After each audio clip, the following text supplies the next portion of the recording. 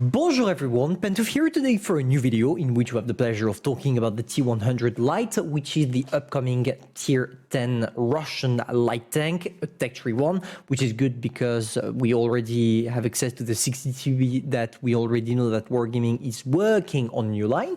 And today I decided that it would be a good idea for us to dig some informations about the tanks that are going to come to Blitz, simply because it's nice from time to time to know what to expect, but also because during the hype, I feel like it's the good time for me to do a video explaining what we could expect as statistics.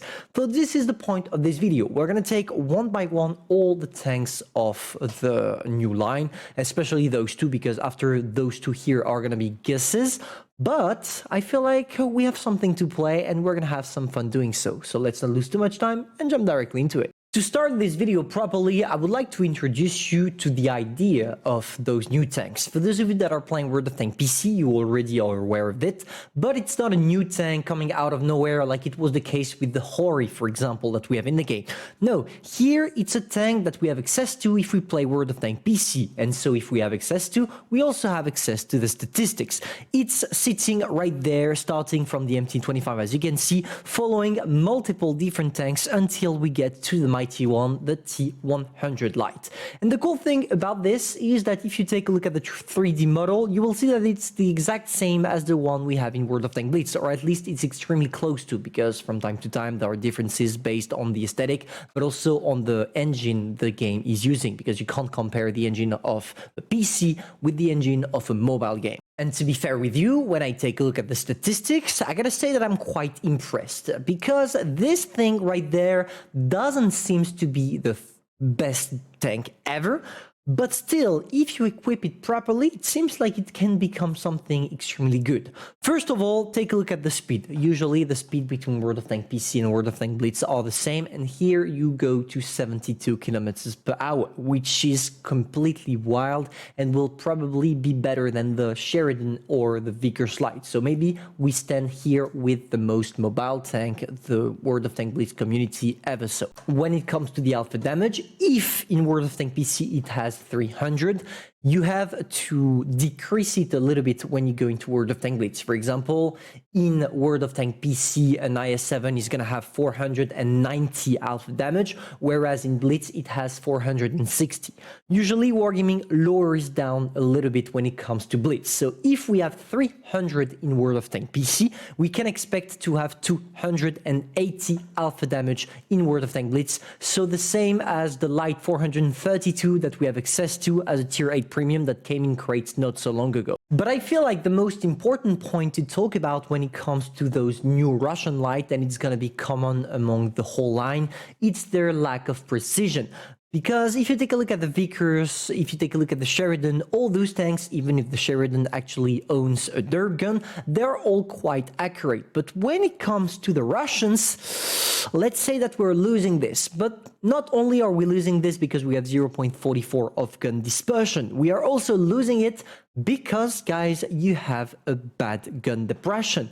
This is something that all the Russian tanks are featuring. You don't have the best gun depression. You have between 5 and 6 degrees, which can be extremely difficult to work with on hilly terrains, which will probably make those tanks a really spot-focused tank more than tank dealing or damage dealing tank, I should say. Unlike the Vickers, where you can hold your ground, here you will maybe have to lower down, except if you are playing on a city map. Here I feel like, as you don't need any gun depression, you will be able to do the job.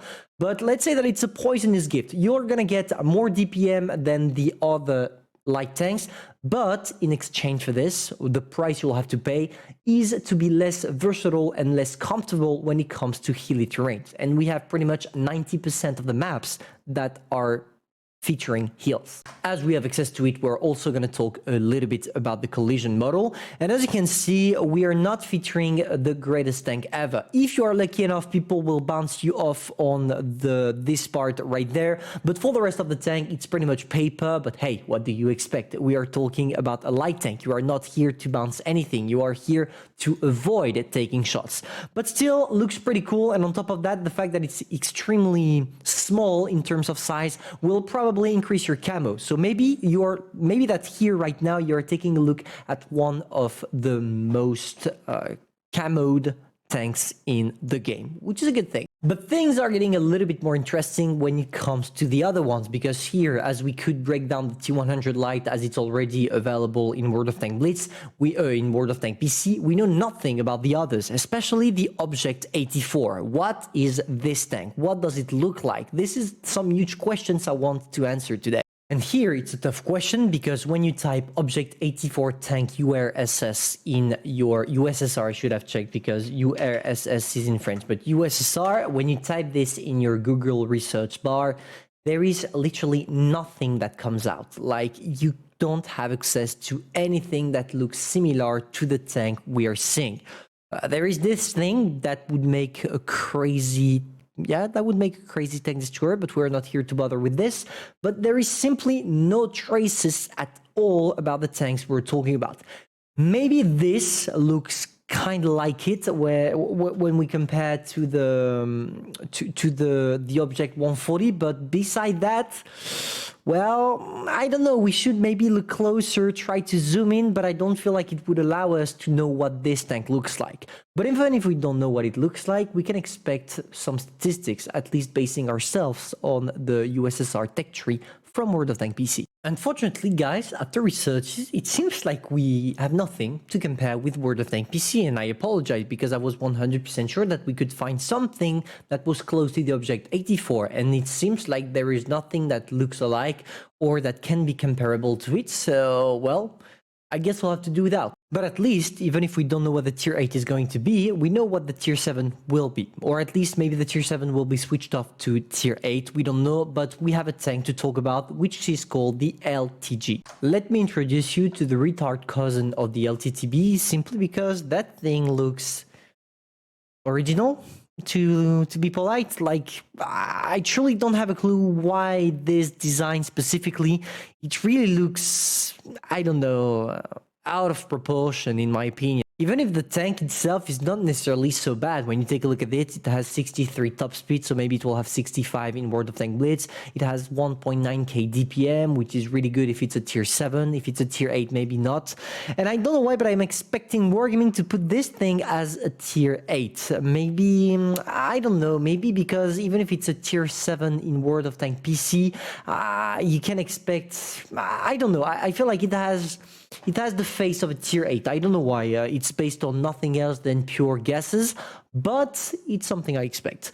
For the rest of the tank, you see that it has 0.38 gun dispersion, and brace yourself because it's probably the lowest we're gonna go for the whole line, which means that the whole line is not accurate at all. But who cares? You are not here to be accurate. You are here to go fast. And for this tank is specifically designed to go fast. For the rest, let's not dream too much. You feel like you're gonna bounce something? Well, no, it's not going to be the case. You are not gonna bounce anything at all. Maybe here, if you're lucky enough, or you're facing tier 7, but otherwise let's forget about it. For the rest of the tank, it's just a huge HE target, but at least the cool thing is when it comes to being penetrated with HE, it's going to be quite hard because the space between the tracks, which are impossible to get penetrated with HE, and the lower part or the side hull is quite small, which implies that it's going to be harder for Smasher players and such to be able to penetrate their HE, which is good news for you. Now for the rest of the tank, pretty much bouncy, at least on the turret, a little bit, and for the rest, nah, don't expect to bounce anything. So yeah, this thing has potential in my opinion. But obviously, if you want to know what this tank will look like, we'll have to wait for the statistics to drop, and I will probably do another review when we will have access to the statistics, which are going to come close because those tanks are supposed to be played in the 8.5 update, which should come in 1 week by now or so.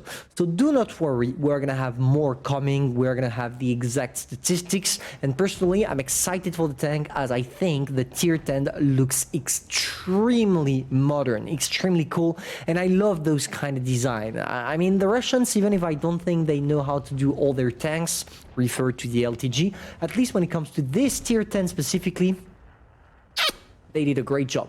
So, Now, what is going to be its role on the battlefield? Because that's a really tough question.